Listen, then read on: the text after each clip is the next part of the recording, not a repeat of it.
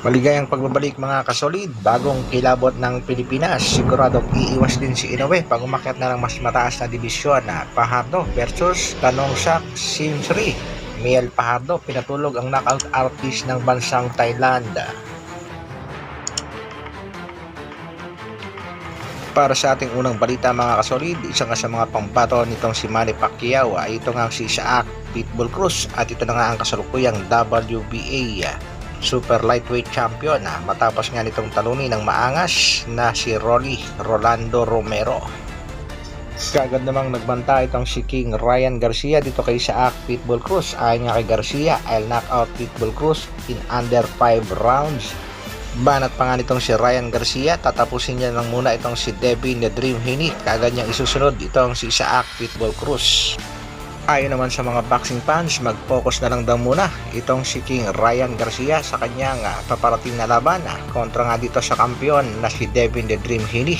Malapit na nga yan mga kasolid sa April 20 na, at kung sakali nga mananalo itong si King Ryan Garcia ay napakadali na lang ikasa ang bakbakan kontra nga dito kay Isaac Pitbull Cruz dahil ito naman ang isa sa mga target ng promoter na si Mr. Sean Gibbons. Ang ilaban si Pitbull sa alaga ni Oscar De La Hoya na si King Ryan Garcia. Sa kabilang balita naman mga kasolid, isa nga sa mga Pinoy prospect at sinasabi niya kilabot ng Pilipinas ay ito nga si The Assassin Miel Fajardo. Wala pang live mamaya.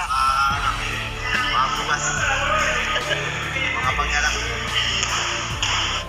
Ito nga si Silent Assassin Miel Fajardo, ang isa sa mga nagpahirap at halos nabugbog nga lang nito itong si Carla James Martin Wonderboy sa kanilang naging sparring.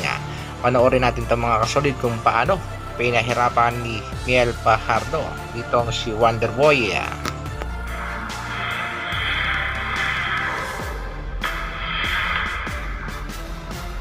Sa kasalukuyan, si Fajardo ay may katradang 11 wins, 10 knockouts, merong isang talo. 24 years of age, 5'4" ang height, 65 inches naman ang reach sa tatlong huling laban nga nitong si Fajardo.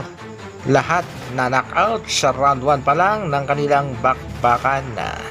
Muli nating masusubukan itong si Silent Assassin kontra nga dito kay Tanongsak Simsri na sa kasalukuyan ay may kartadang 32 wins, 30 knockout, isa lang din ang talo. Malapahardo rin ang banat nitong boxer ng Thailand dahil isa ring aggressive fighter. Pero bago nga ang bakbakan sa pagitan nitong si Fajardo at itong si Tanongsak Simsri ay panoorin muna natin mga kasolid kung paano pinabagsak ng ating pangbatong si Miel Fajardo ang isang knockout artist ng bansang Thailand. Meron nga ito sa kasalukuyang kartadang 11 wins, 10 knockouts, pero pinatulog lang nga ito ni Miel Fajardo sa unang round. Hindi nga umabot ng 10 seconds ang kanilang naging bakbakan. Tulog nga itong boxer ng Thailand at matagal pa bago nakarecover. Panoorin natin mga kasolid ang fight highlights ng bakbakang Sarawat Gyamtong kontra nga sa ating pangbatong si The Silent Assassin Miel Fajardo. Heto mga kasolid ang full fight highlights. Mas matagal pa nga mga kasolid ang pagpapakilala dahil sa unang round pa lang ng bakbakan. Heto nga yun mga kasolid, wala pang 10 segundo. Isang jab nga lang daw ang sabi nga ng mga fans, pero bagsak agad itong pangbato ng Thailand. At ang masakala pa nga dyan mga kasolid, hindi man lang pinawisan pero itong pangbato ng Thailand nakatulog. Matagal pa nga yan bago nakarecover sa kanyang pagkakabagsak mga kasolid, kaya isang congratulations sa ating pangbatong si The Assassin Miel Fajardo. Abangan natin ang kanyang laban kontra kay Simsri sa April 13 sa Osaka, Japan.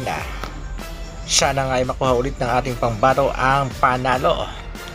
Para naman sa ating huling balita mga kasolid, sa mga nagtatanong sa latest update kung kailan ba ang laban ng ating pangbatong si Cuadro Alas Janel Casimiro sa kasalukuyan ay wala pa tayong exact date na maibibigay.